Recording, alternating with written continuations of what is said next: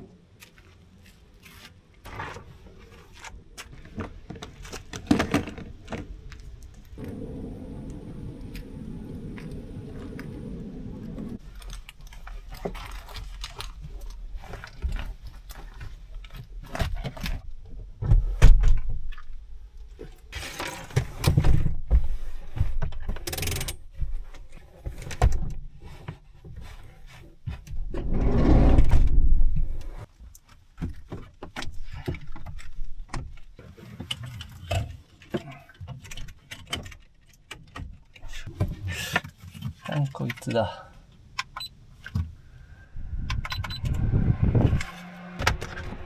いや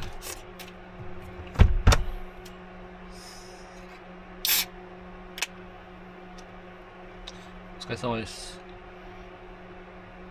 車冷房入れてきたから26度だけど、めっちゃもう湿度 81% とかで死ぬほど暑い。例年ならもう車中泊はしない季節、もう真夏に入ってるんですけど、今日はちょっとテストも兼ねて、今度北海道遠征に行くんだけど、その時に使う予定のボージさんから提供いただいたポータブルクーラーを今回試します。窓枠ちょっと急遽さっき家で作ってきたんだけど、排気ダクトがあってこれを外に排出する必要があるんですけど、窓の型を取って排気ダクトの穴を開けて排気できるようにしました。ちょっとこれの実際に作ってる工程は動画の最後に載せます。このね、ボージさんのポータブルクーラー結構評判が良くて気になってたんですけど、なんか余談ですけど、最初はなんかボージさんの新しい冷蔵庫の紹介をするっていうことで商品が届いたんだけど、段ボール開けてみたら手違いでポータブルクーラーが来てたんですよね。でちょうどね、俺ポータブルクーラー欲しいなって思ってたところで、じゃあこれでやらせてくださいって言って、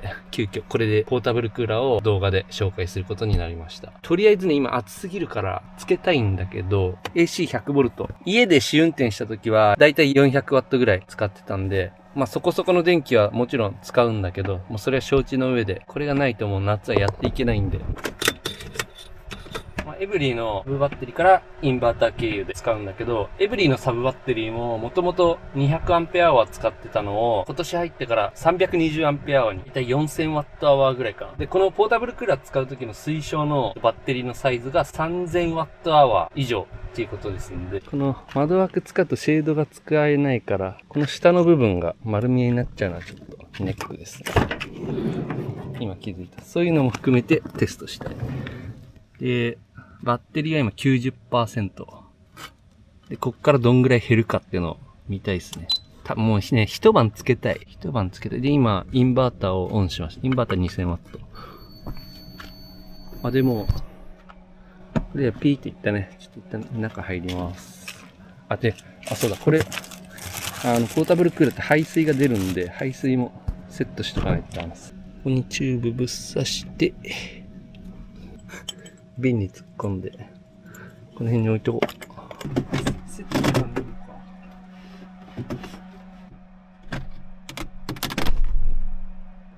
電源オン。25度設定。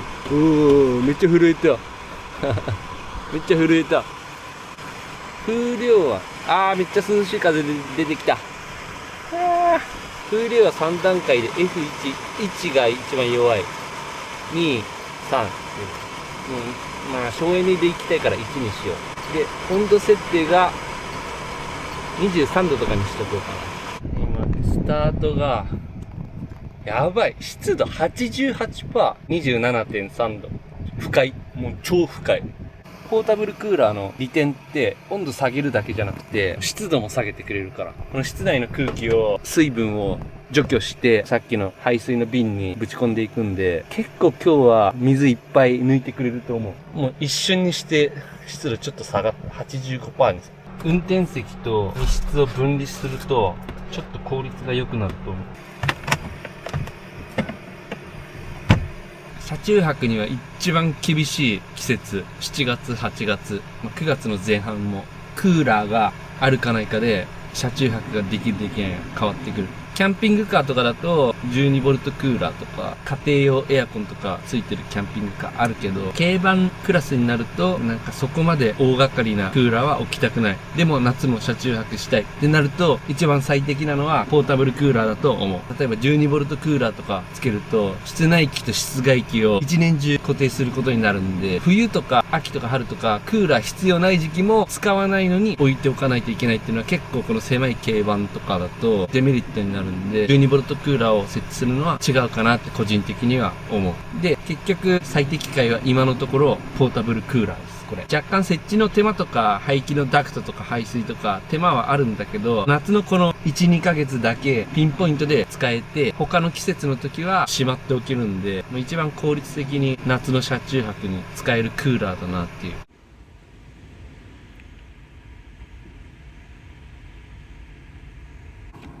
めっちゃ熱い排気が出てきてる。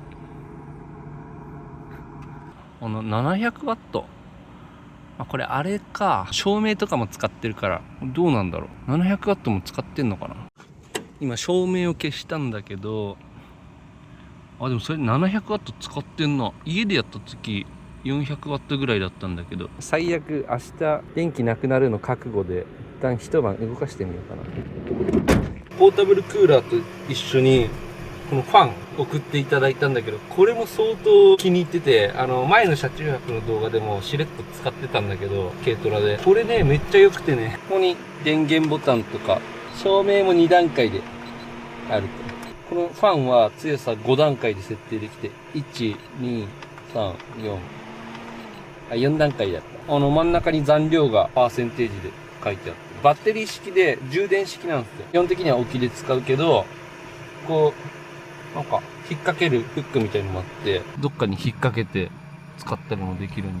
ボウジさん結構気に入ってるんですよ。このランタンもめちゃくちゃいいし、これもボウジさんなんですよ。実戦で使ってないけど、FF ヒーターも去年動画にしたやつがあったりして、なんか全部ね、完成度が高いというか、かゆいところに手が届く。初期は冷蔵庫から始まったと思うんだけど、それを起点にいろんなキャンプ用の商品を作ってる。でも定格はやっぱ400ワットなんだ。多分インバーターで700ワット、なんか余分に使ってんのかな、わかんないけど。で、冷房の設定範囲は16度から32度。重さ 15.5 キロ。本体の寸法は長さ554ミリ、幅297ミリ、高さ275ミリ。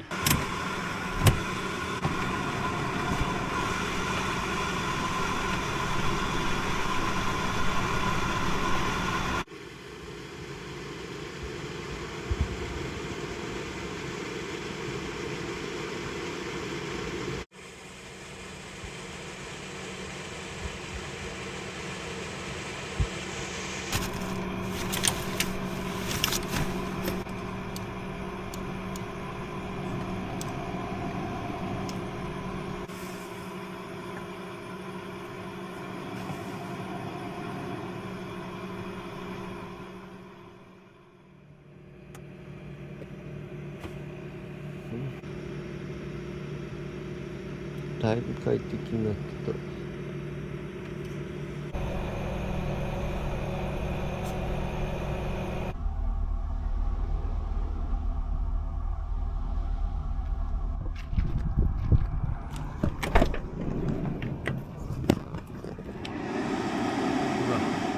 9% になってる。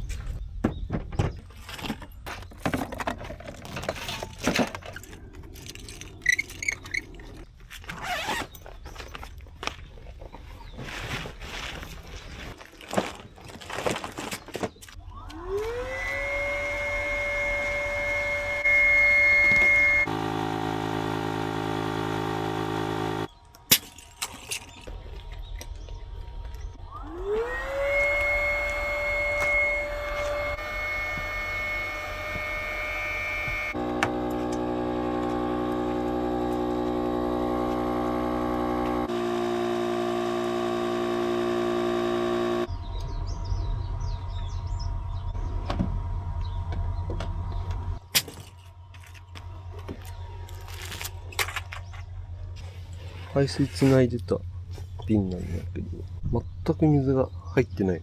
中に溜まってんのかな。ちょっとこれは後でチェックする。ドライバーを忘れちゃって、エンジンのマウントを固定できなくなっちゃったんで、ちょっと想定外だけど。でもここなら手漕ぎでもそこそこいけるかな。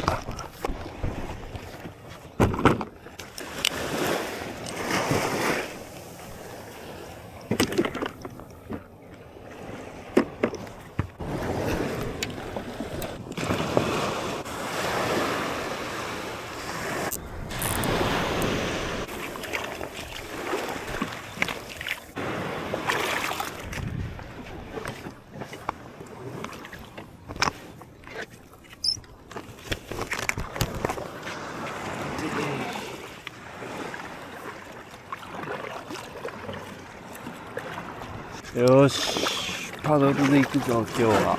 フィンがないからくるくる回るの。めっちゃ久しぶりだパドル。ボイル発生。あの辺の鳥がいるところ怪しいな。潮目になってるね、この先が。ちょっ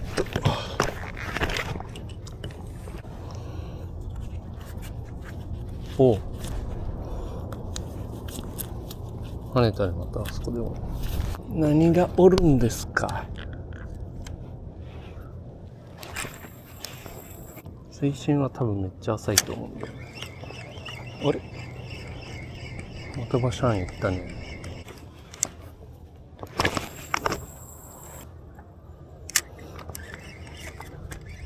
何ボイルだろう。そんなでかくはないんだけど。サバカソーダだったら嬉しいな。なんかタンパク源釣りたいな。ワームの方がいいかな。ちょうど満潮手前なんだよな今。時間はあんまり時間帯良くない。潮はちょっとワームもやってみますか。前切れたまんまだ。ほらほらほら。うわーやってるよ。なんでこういう時に限ってさ、そうなるわけ？タイミングが合わないね。ワームでも釣れそうじゃね？ボイルが起きてますよ、ボイルが。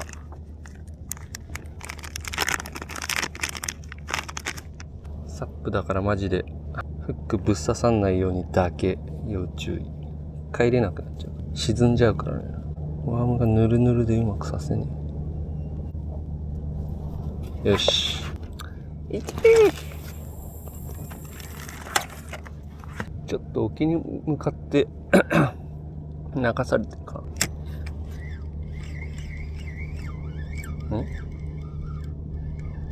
お、食った。なんか食ってたやん今。切られたかなワーム。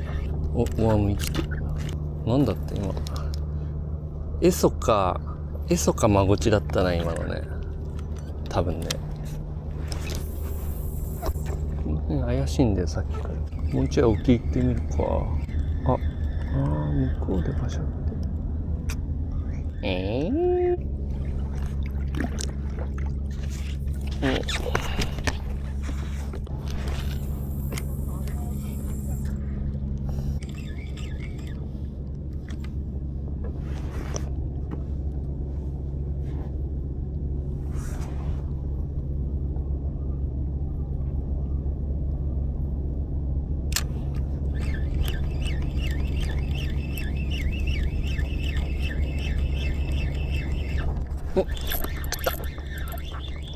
バレた。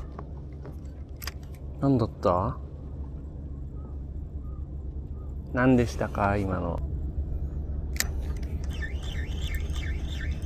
来た。今度こそです。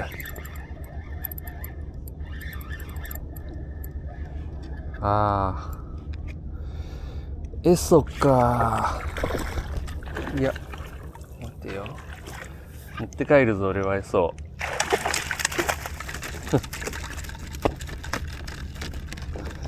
エソ持って帰るぞ俺は。貴重な、マジでタンパク質として、タンパク源として優秀だからね、エソはね。おらー、がっつりフッキング。こいつはね、俺の筋肉になってもらう。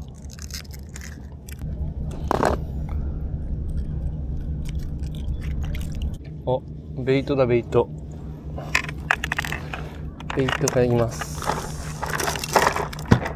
血抜きしてる場合じゃねえ。こういうチャンスの時に限ってこう投げれないっていうね。ほら来た、ベイトが。うら、なんも魚ついてるかわからんけど、小魚ポコポコいるね、してるね。めっちゃベイトいるわ。なんだろう、イワシ、あ、キラってした。めっちゃベイトいるわ、ここ。ベイト丸見え。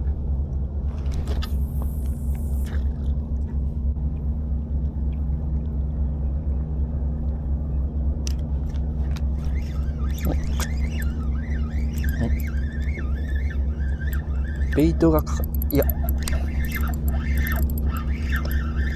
エソかな。いいよ、エソでも。俺は。来たよ。お、あ、アジやったやった、アジ釣れた。ワームでアジ。あ、いててて。いいね、アジいるんだ。よっしゃ、アジ。マジか。チャンスタイム。あー、まあ、サビキの方が手返し良さそうだけど。あ、手返しじゃねえ。効率良さそうだけど。おー、来たエソかなこれ。チャンスタイムじゃん。カサゴか。カサゴも俺の筋肉になってもらうかな。これちっちゃいからカサゴはリリース。どこ行ったベイト。アズイは嬉しいっすね。待った。あ根でもあんのかなここ。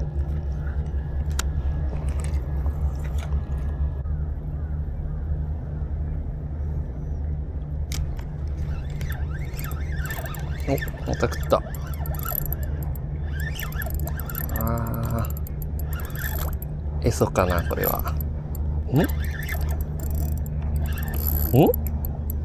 えお、なになんすか。結構でかくね。巨大エソかな。なにこいつ。おー、大モンハタだ。やば、でか大モンハタ来た。危ね。お、よっと。でか大モン。マジか。やったぜー。こいつトゲトゲだから要注意だな。でかいなこいつ。よし。あ、ベイトあ、ベイトがやば、マッチザベイトしてるわ。同じぐらいのイワシだ。よっしゃ。よし。でかっ。40センチぐらいあるんじゃないこれ。ちょっともう直突っ込み。こいつやば。マジか。でかいな。ちょっと後で見よう、魚は。でかいな、今の。刺身煮付け。あら。ベイトがちょうどなんだよな。大モハタの口の中にワームと同じぐらいのサイズのベイトが入ってたから、これバッチリだ。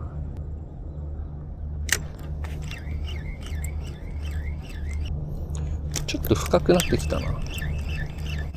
本当はね、ソーダガツオとかサバとかいたらいいなって思ってたんだけど、このベイトが入ってんならいると思うけどな。なんかね、結構深いな。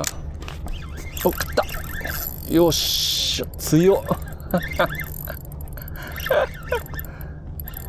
またこれ旗じゃねえ、もしかして。あ、違うな。頭振るな。エソかも。違う。また大モンハトだ。こいつもキープサイズだよ。これでなんかだいたい35、6ぐらいなのかな。大モンハタ大発生してる、もしかして。こいつ跳ねて出てきそう。怖い。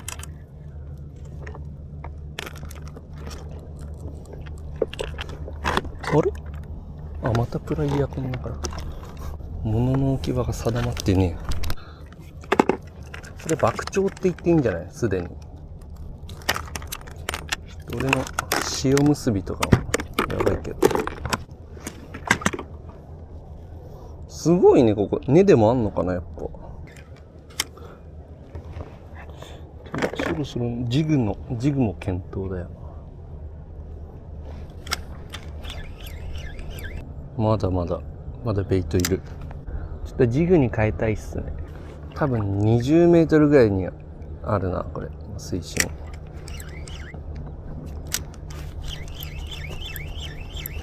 はい。当たった。さっきの旗が釣れたところ多分根回りだったかもしれないな。連続で釣れたし。おっと、あ何なんすかちょっと楽しいじゃん。久しぶりにちゃんと釣れてるわ。今日はいい日ですよ。たまにはこういう日もないと。お、また連続で当たるの追い食いしないかな。フックが自分に刺さっちゃってるわ。楽しい。釣れる釣りは最高っすね。曇ってるし今日。これで晴れてたらもうすでにね、釣り不能ぐらいまでなってるからね。これで晴れてたら。で、イワシの群れが岸寄りに移動したな。これはベイトを追うが正解だよな、多分な。多分ちょっと今ポイント外れたな。エソをキープするといいことがあるのかもしれないな。知らんけど。ちょっと移動。なんか緩やかに沖に流されてるんで、このままね、漂流したらあっち行っちゃう。神奈川行っちゃうから。最高だわ。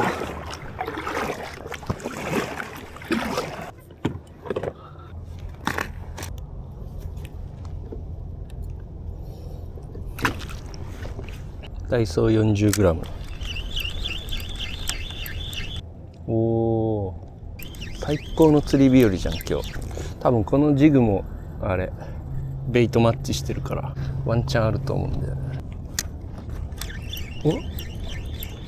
あれ何あのボイル。あれ絶対あれなんかでしょ。なんかだよあれ。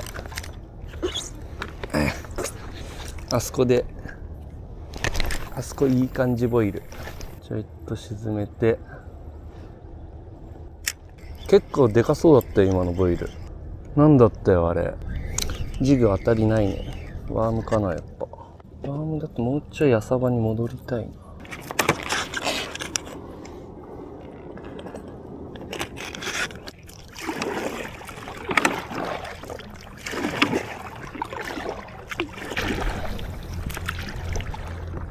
来たベイト。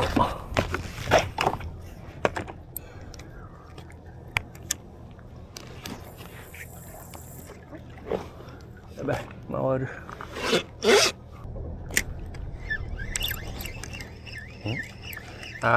ポールで食ってたね。なんか今貫通してんなこのバームも。もうちょい頑張ってくれ。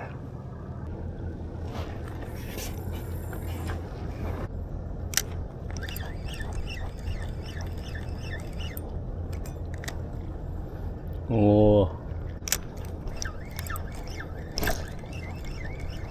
くそ。中層、ただ巻きどうだろう。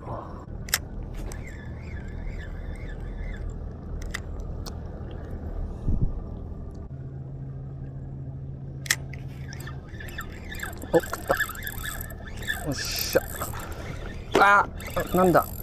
お、つい。おっしゃ。バレた。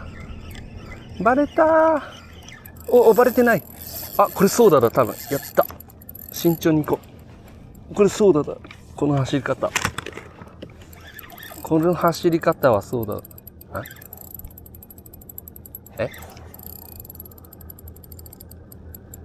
何？でかくね、結構。何これ。ソーダこんな、嘘。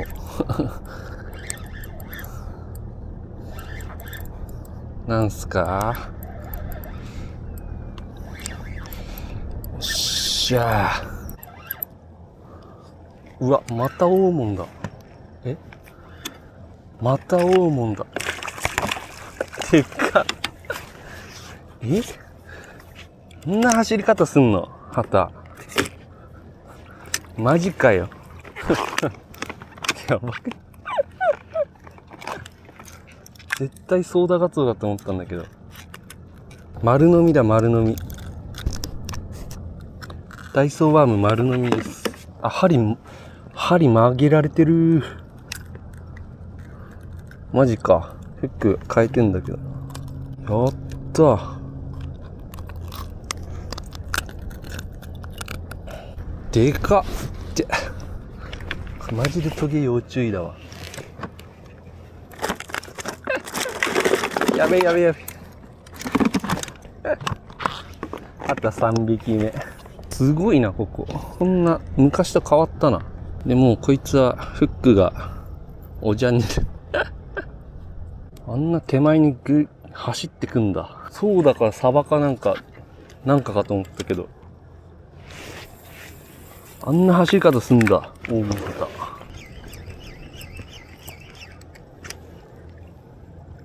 うわ、すごい。ベイトに囲まれまくってる。ベイトだらけだ。なんか針一本でもワームの方がいい気がすんな。それかもうそろそろ帰るか。めっちゃ針伸ばされてるけど。この針を強引に直せんのかな。強引に戻すか、針。強引に戻した。ワームも強引に戻した。とんでもねえな、今日は。お来たマジで言ってるこれ。多分またこれ大門旗でしょ、これ。この引き。これもでかいぞ。これもでかいって。ほら。めっちゃでかいって、これ。そんなことある？そんなことありますか？根に潜られたかな、これ。潜られたかも。これ潜られたな。でかいんだってこいつ。ちょっと耐久戦かもしれん。ちょっと浮いたかも。出た。多分ちょっと浮いた。浮いてないな、これ。張り付いてんな、どっか。くそー。アンカーみたいになってるわ。おにぎりでも食うか。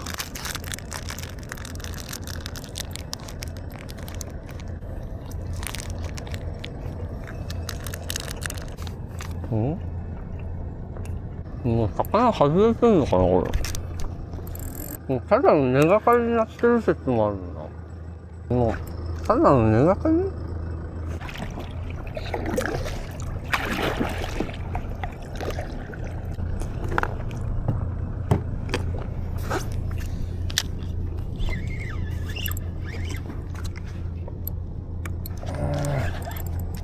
根がかりになっちゃったか。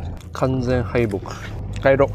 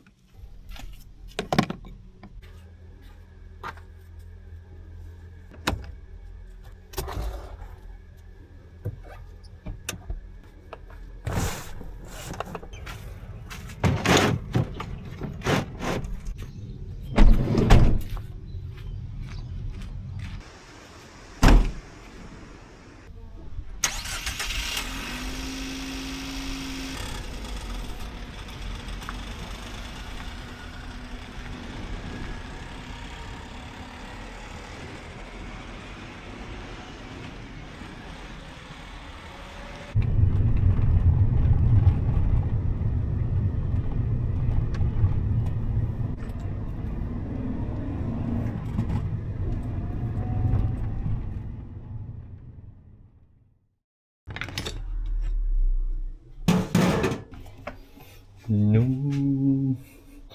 全部でかいわ。この一番でかいやつからいくか。マジで言ってるこれ。47センチです。でかいな。体高がすごい。最初だって旗に見えなかった。なんか、笛吹きみたいなさ、感じに見えた。水に上がってきた時。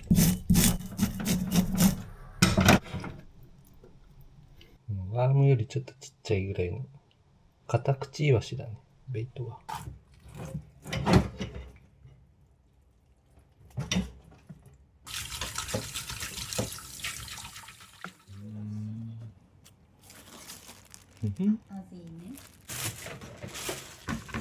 ワームで釣れたんよ、アジが。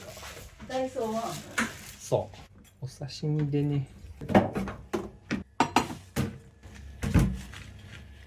切れ味はどうだい？うん、完璧。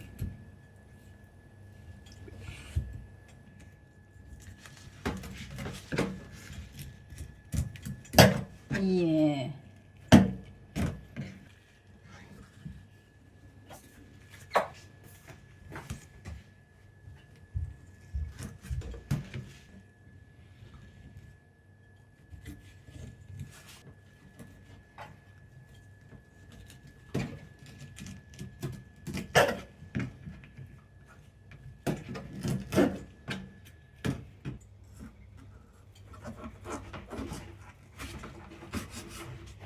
あ、毛抜きあったっけな。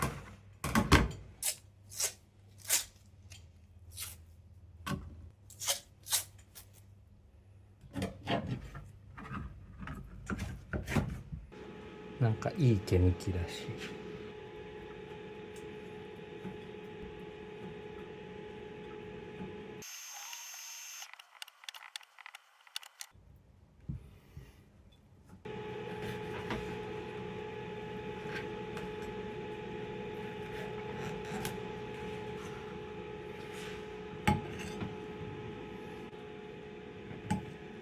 できたー。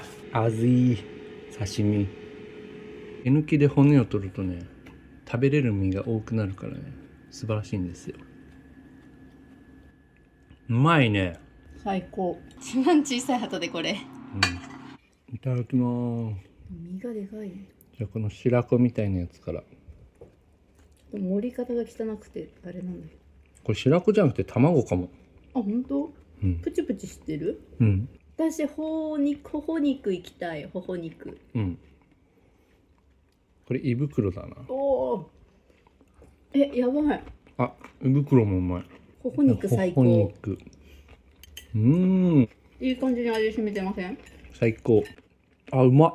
味付け酒と醤油だけだよ。あ、それだけ。うん。もう本当に素材だけです。あとは。この皮もね、プルプルでうまいんですよ。大物旗の煮付け初めてな気がする。